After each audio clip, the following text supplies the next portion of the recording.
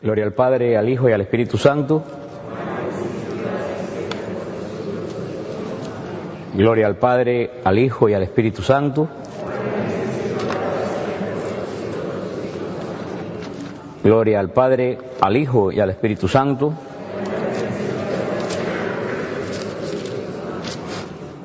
Bueno, pues muy buenas noches, nos sentamos, siguiendo con este ciclo de enseñanza que empezamos ya hace un tiempo sobre la Virgen María, sobre el papel de María en las Escrituras. Les recordamos que este tema está en nuestro website. Nuestro website es apologeticasiloe.com. Apologética Siloé, Siloé como la piscina bíblica, SILOE, apologéticasiloe.com, y el tema se llama María en las Escrituras. Está desarrollado totalmente ahí, así que ustedes pues lo pueden imprimir, se lo pueden dar a alguna persona que pues no conozca el papel de María en las Escrituras. Antes de comenzar con la parte que nos toca hoy, vamos a ver a María en las bodas de Caná. Terminamos el mes anterior con el papel de María durante la infancia de Jesús. Tenemos verdaderamente que hacer memoria en esta semana de la fiesta patronal de esta iglesia, que es la fiesta de Santa Cecilia, esta hermosa imagen que tenemos aquí delante de nosotros. Yo toda la vida, desde que conocí la historia de muy niño de Santa Cecilia, he sido devoto de la santa, una de las grandes mártires de la cristiandad, y siempre que voy a Roma procuro pues ir a las catacumbas, donde ella estuvo enterrada siglos, y a la iglesia de Trastevere, donde se encuentra el cuerpo de la santa.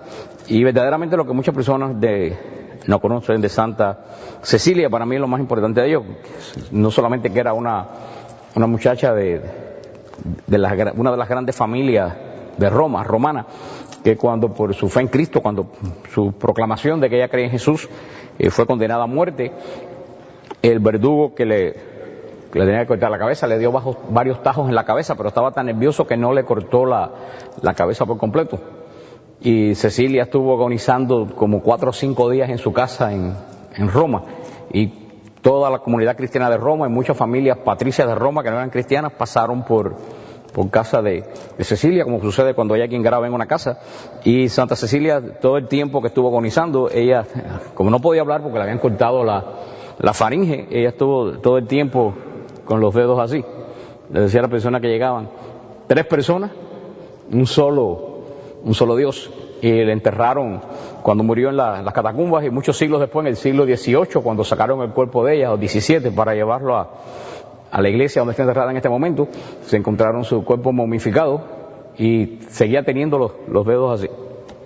Está puesta de lado. Cuando sacan pueden ver la foto que tiene el padre Luis ahí, que la trajo de allá de Roma. Estaba así de lado con los 3 dedos y uno.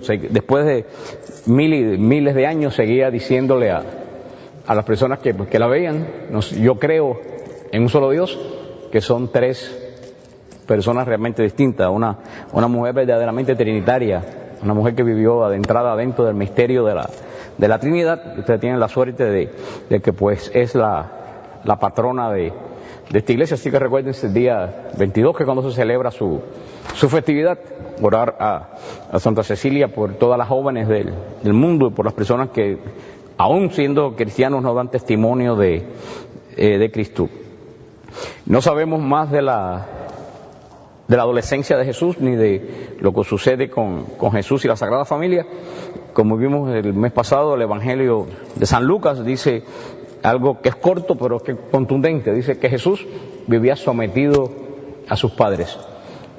No se sabe más ningún dato de la infancia, de la adolescencia, de la juventud de Jesús. El que diga algo que sabe de ese tiempo es un mentiroso, porque lo único dato que se conoce de Jesús son los santos evangelios. Si los evangelios no dicen nada, pues nada, no sabemos qué sucedió. Solamente dice el Evangelio que Jesús seguía creciendo en gracia y en sabiduría a los ojos de Dios.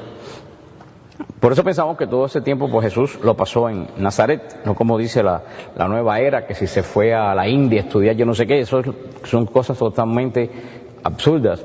En aquel momento ir de Israel a la India no era un viaje que hacía cualquiera, como ir de aquí de Miami a venir de aquí a Hialeah. Un viaje de Israel a la India era un viaje muy largo, y todo el que hacía el viaje pues era una persona conocida, más inclusive en Nazaret, que habían 14, 15, 16 familias. Una persona que hubiera ido a la India o algún otro lugar, pues hubiera sido famoso. Y cuando Jesús se pone de pie en la sinagoga de Nazaret para hacer la proclamación del reino de Dios, cuando dice estas cosas que ustedes escuchan se cumplen entre vosotros, la reacción de las personas que rodean a Jesús dicen, pero ¿de dónde le viene la sabiduría a este? Este no es el hijo del carpintero. Luego entonces para la gente que estaba en Nazaret era un muchacho que se había criado entre ellos, por eso que dicen ¿de dónde le viene la sabiduría? Si hubiera sido una persona que se hubiera ido un viaje a la India, como dice la nueva era y tantas tonterías que andan por ahí, seguro que hubieran dicho, wow, como este muchacho aprendió en el viaje que hizo. Pero su reacción fue, este lo hemos visto crecer, este está entre nosotros, ¿de dónde le viene ahora esta sabiduría con la que ha hablado entre nosotros? Así que no hay ningún dato, pero definitivamente no hay ni la más remota posibilidad que Jesús haya estado viajando fuera de Nazaret durante toda su infancia y su adolescencia. La próxima referencia que se hace de María en el Evangelio, que es lo que estamos viendo María en las Escrituras, está en el capítulo 2 del Evangelio de San Juan. Y es significativo que vemos que San Juan es quien nos va a dar los últimos datos más precisos de María. San Juan nos habla de la boda de Caná, San Juan nos habla de María al pie de la cruz, y San Juan en su Apocalipsis, que vamos a ver lo último que vamos a hablar al final de esta serie, nos va a hablar de María glorificada en el capítulo 12 del Apocalipsis. Y es verdaderamente conmovedor ver que Juan nos habla tanto, es el último evangelista que nos habla de María, siendo Juan aquel que acogió a María en su casa. Alguien que después de Jesús, posiblemente podamos decir que la persona que mejor tuvo conocimiento de María fue San Juan. Y San Juan dice en su Evangelio, en su capítulo 2, 3 días después se celebraba una boda en Caná de Galilea. Y estaba allí la madre de Jesús.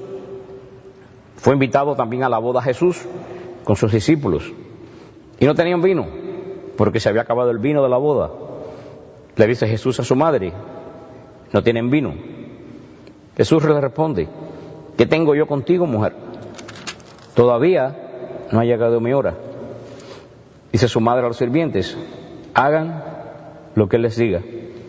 Había allí 6 tinajas de piedra puestas para la purificación de los judíos, de 2.000 o 3.000 medidas, de 2 o 3 medidas cada una. Le dice Jesús, llenen las tinajas de agua, y la llenaron hasta arriba. Sáquenlo ahora, les dice, y llévenlo al mayordomo. Ellos lo llevaron. Cuando el mayordomo probó el agua convertida en vino, como ignoraba de dónde los sirvientes la habían traído, llama al mayordomo y le dice, todos sirven primero el vino bueno, y cuando ya están bebidos, el inferior. Pero tú has guardado el vino bueno hasta ahora. Tal comienzo son los signos que hizo Jesús en Caná de Galilea, y manifestó su gloria, y creyeron en él sus discípulos. Después bajó a Cafarnaúm con su madre y sus hermanos y sus discípulos, pero no se quedaron ahí muchos días. El Señor añada bendición a su santa palabra. Vemos aquí en este tremendo evangelio de San Juan, que siempre se lee en las bodas y que poco caso después le hacen los novios, pero se nos presenta no un milagro. San Juan es muy específico. San Juan no dice un milagro. ¿Ustedes se fijaron qué palabra dice San Juan que hizo Jesús? ¿Hizo un qué? ¿Ustedes se fijaron qué es lo que dice? No es prodigio. Ay, Señor, si así atienden a la clase que yo doy, voy a tener que empezar por el principio otra vez. Ahí Jesús hizo su primer, no, dice signo, no dice milagro por ningún lado.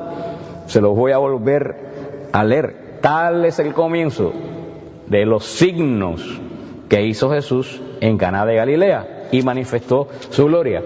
No dice para nada San Juan que lo que Jesús hizo en Caná es un milagro. San Juan dice que lo que hizo Jesús, ¿qué cosa es? Signo. ¿Y qué cosa es un